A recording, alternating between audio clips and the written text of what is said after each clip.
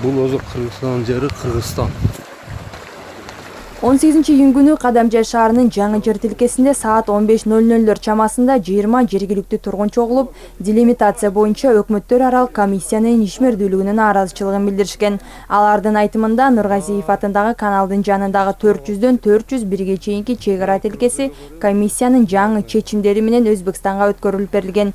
Буга байланыштуу жергиликтүү тургундар комиссиянын ишин токтотууну талап кылышкан.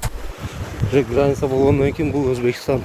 Мамлекеттик чек араны делимитациялоо жана демаркациялоо боюнча комиссия эки тараптуу чечим кабыл алынганга чейин ишин токтотту.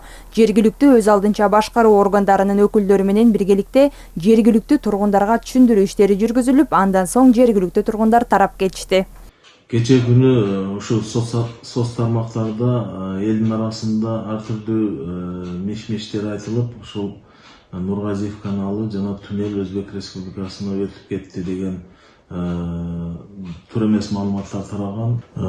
Областтагы президенттин ыйгарым укуктуу өкүлү Алимбаев Абдикарим Карбекович келип дагы элге түшүндүрдү, жеринде барып тактады.